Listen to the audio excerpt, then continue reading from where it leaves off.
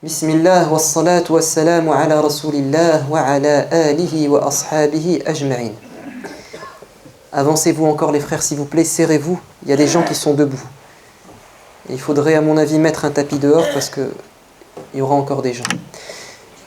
Demain correspond dans le calendrier hégirien au 27e jour du mois de Rajab. Le mois de Rajab qui précède celui de Sha'ban et qui donnera ensuite, qui précède le mois de Ramadan. Les historiens, spécialistes de la vie du prophète, de sa biographie, nous disent que durant ce jour, le 27e, ou durant cette nuit, la 27e nuit du mois de Rajab, s'est produit le plus grand miracle de l'histoire de l'humanité. Al-Isra et le Mi'raj, le voyage nocturne et l'ascension du prophète alayhi salatu wassalam vers le 7e ciel jusqu'à ce qu'il se soit rapproché et que Dieu lui ait parlé directement de vive voix. Dieu évoque le voyage nocturne dans la sourate qui porte ce nom, le voyage nocturne, Al-Isra. Dieu nous dit dans le premier verset: Subhanalladhi asra bi'abdihi laylan minal masjidil harami ilal masjidil aqsa alladhi barakna hawlahu linuriyahu min ayatina. Allah nous dit gloire à celui, et il parle de lui-même, à celui qui a fait voyager son serviteur de nuit de la mosquée sainte, c'est-à-dire la Kaaba, vers la mosquée lointaine, c'est-à-dire Al-Masjid Al-Aqsa à Jérusalem, afin de lui montrer, son serviteur, le prophète, alayhi salatu wassalam, des signes prodigieux, des grands miracles. Dieu est voyant et il est audient, il entend tout, il voit tout. C'est un verset qui est révélé, nul doute donc sur la réalité, la vérité de cet événement. Le prophète alayhi salatu wassalam dormait cette nuit-là chez sa cousine, la sœur de Ali ibn Abi Talib, Hani. Il dormait chez sa cousine parce qu'il a perdu, quelques mois auparavant, son épouse Khadija, en plein embargo, et son oncle Abu Talib. Et durant cette nuit, l'ange Gabriel s'est présenté à lui sous l'apparence d'un homme. Il l'a sorti de sa chambre et il l'a emmené près de la Kaaba et il a fait les 7 tours. Et ensuite, ils ont chevauché tous les deux une monture qui est un peu plus haute qu'un âne et un peu plus basse qu'un mulet. Mais surtout, ce cheval était ailé, il avait 2 ailes. Un animal qui a été créé par Dieu spécialement pour transporter le prophète alayhi salatu wassalam à la vitesse du son ou de la lumière. Et le prophète va voyager non pas simplement par son esprit mais aussi par son corps, chez la majorité des savants. Un voyage physique, mais dans une autre dimension. Et ce cheval va se déplacer à la vitesse de l'éclair jusqu'à arriver à Jérusalem. Et le prophète nous dit qu'il posait son sabot aussi loin que porte son regard. Après quelques minutes, ils arrivent à Jérusalem, le prophète descend et il attache la monture, alors qu'il sait très bien qu'elle ne va pas se sauver. Mais il l'attache et on saura pourquoi. Il l'attache et il rentre dans un endroit. Dieu nous dit dans le Coran que le voyage a commencé par la mosquée Al-Haram, la Kaaba, et s'est terminé dans la mosquée Al-Aqsa lointaine. Or, vous savez tous très bien qu'à cette époque, la Palestine était sous domination romaine. et qu'il n'y avait pas de mosquée au sens spécifique du terme. Un endroit où on fait la prière, entre guillemets, musulmane. Pourtant, Dieu a dit qu'il s'agissait d'une mosquée. C'est parce qu'en fait, le terme masjid en arabe signifie le lieu où l'on se prosterne. Et les chrétiens qui étaient fidèles au message de Jésus priaient en se prosternant. C'est par la suite qu'il y a eu une déformation de la prière, un appauvrissement. N'est resté de cette prière que la communication avec Dieu, mais sans cette gestuelle qui est commune à tous les prophètes. Et dans la Bible d'ailleurs c'est cité. Jésus, quand, soi-disant, on est venu le chercher pour le crucifier, il va se prosterner, face contre terre. Et Ibrahim alayhi salam, même chose, dans la Bible, il se prosterne également. Donc Dieu nomme l'endroit où le prophète va se rendre un masjid. Et là va s'accomplir une prière unique en son genre. Le prophète est imam et il a derrière lui l'ensemble des prophètes, de Adam jusqu'à Jésus. Et tous les prophètes lui disent, c'est toi qui vas diriger la prière. Et ça c'est très symbolique. Ça signifie que tous les prophètes sont frères, qu'il n'y a pas de différence. Et que le meilleur d'entre eux est le dernier, Muhammad sallallahu alayhi wa sallam. Et que tous les prophètes lui donnent l'étendard et lui disent, c'est toi qui prends le relais et qui va amener à son point de perfection le message qui était le nôtre. Donc, l'islam dans sa version dernière, parce que tu recevras le dernier testament, après que nous ayons reçu le Nouveau Testament ou l'Ancien Testament. C'est toi qui vas ramener le dernier testament. Et le prophète dirige la prière. Et quand il termine, il va maintenant passer à la deuxième étape de son voyage, l'ascension vers le ciel. Et il monte avec Jibril. Il arrive au premier ciel et il y a des portes. Et les anges disent « Qui êtes-vous » ? « C'est moi, dit Jibril, accompagné de Muhammad. Est-il devenu prophète, disent-ils ? Oui, il a reçu sa mission. Et il traverse le premier ciel, mais il voit au premier ciel son père Adam. Et au deuxième ciel, il rencontre Jésus et Jean-Baptiste, Isa et Yahya, qui étaient contemporains.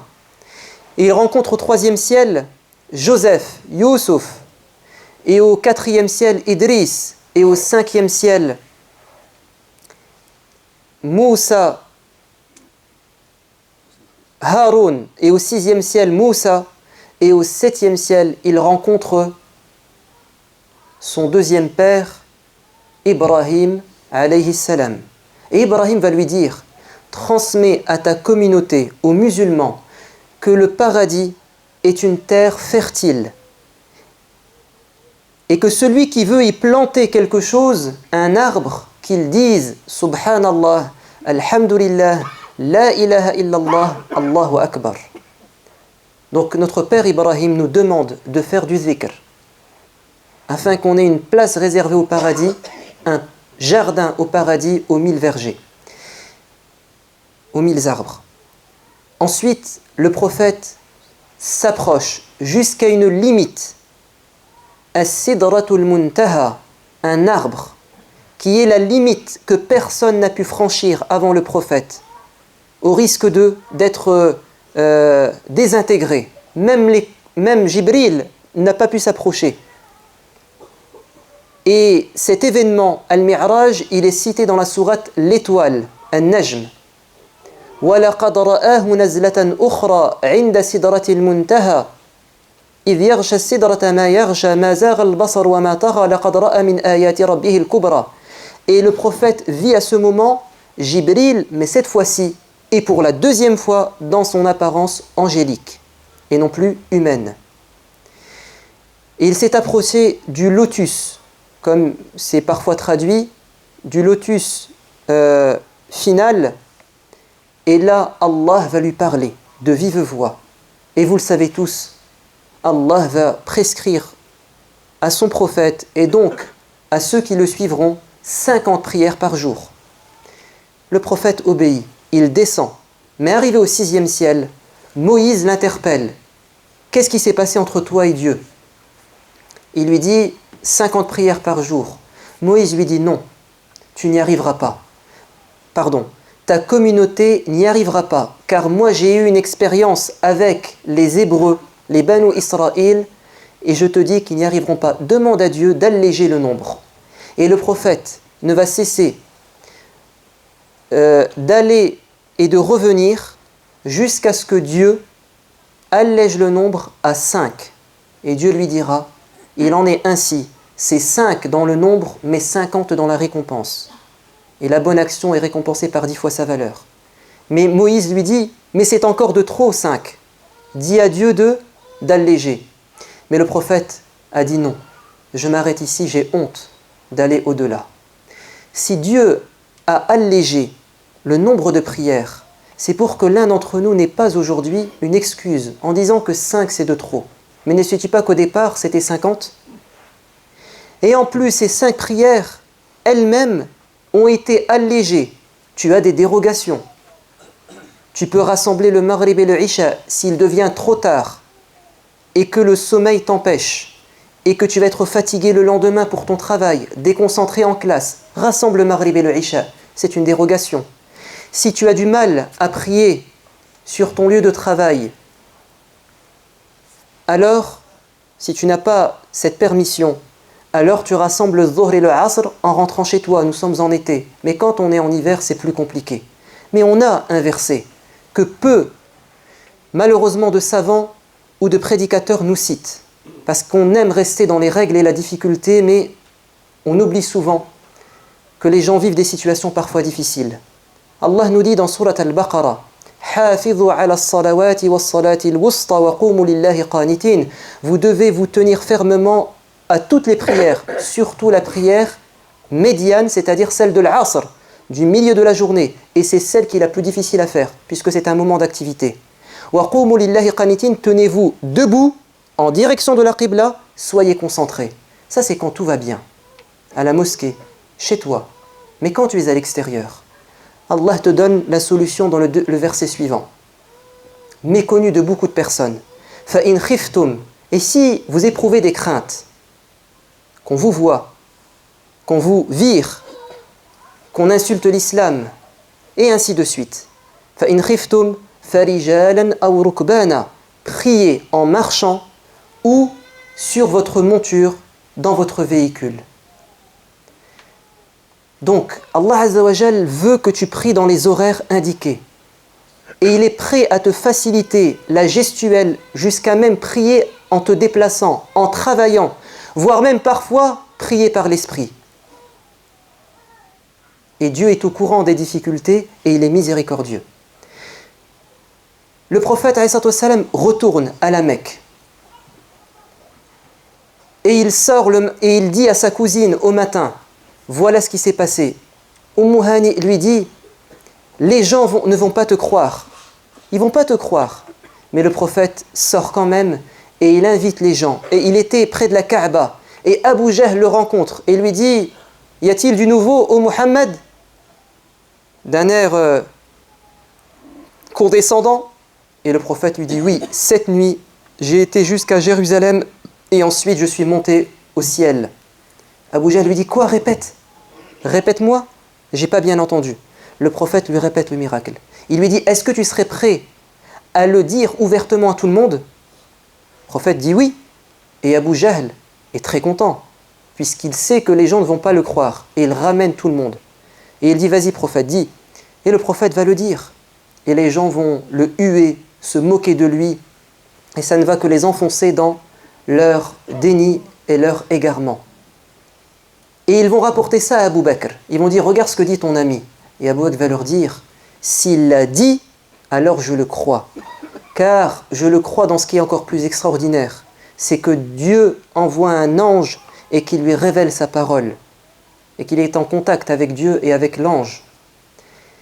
Et c'est pour ça qu'il a été nommé As-Siddiq, le véridique. Car il n'a jamais éprouvé de doute.